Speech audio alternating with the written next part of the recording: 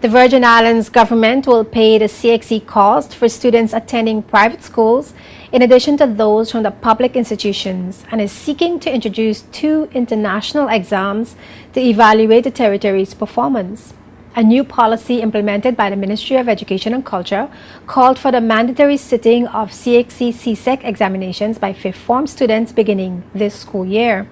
It also called for a minimum of 5 CXC subject passes to include mathematics and English to qualify for a national scholarship. Commenting on the new CXC policy at the opening of the 2014 BVI Senior Students Career Expo, Education Minister Myron Walwyn said some high school students have been complaining that they now have to study harder for the exams, but the minister says regional certificates are now required by colleges. Colleges as close as the University of the West Indies, to those as far as India, are now asking our students to provide CXC regional certificates to confirm their secondary school education. If you choose to work for a few years before pursuing higher education, by presenting your CXC certificates to prospective employers, you are giving them the assurance that you are equally as competent as your regional counterparts in Jamaica, Barbados, or Trinidad. In short, students, these exams give you greater access to higher education and employment opportunities. Some of my high school friends were complaining to me that they now have to study a bit harder for these exams. I had to remind them that, as Kanye West said in his song Stronger, that don't kill me can only make me stronger.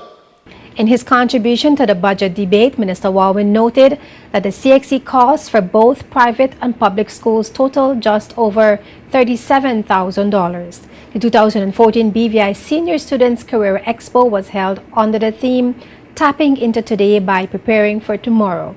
Senior students from public and private schools were exposed to careers in the financial services industry, government and non-government agencies. The Career Expo, spearheaded by the Elmore Stout High School, ended with a college fair which exposed 4th and 5th form students to 20 colleges from throughout the region and the United States. Offering advice to the senior students about joining the workforce or applying to colleges, keynote speaker Carrier Christopher cautioned students to be mindful of their behavior on social media sites. In just a few months, most of you will be graduating from high school and applying to colleges or seeking employment. The first mode of references that your college or employer use today is to search your media profile to gain a glimpse into your lifestyle. I must caution you all on the pictures and the comments that you post, share, or even like, as we look at those to determine the type of person that you are.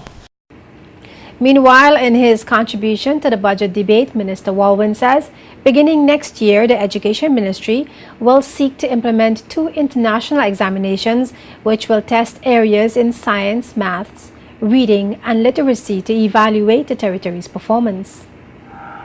Madam Speaker, we want to move education and expose our children and test them, not just regionally, but also internationally. And so next year, for instance, we intend to have some of our students sit the TIMSS. TIMSS is a trend in international mathematics and science exams that's done in the United States and regionally. So you can see where you land as a country with the rest of the world in mathematics and sciences. And there's also another one that you call PEARLS. That's to test your reading ability.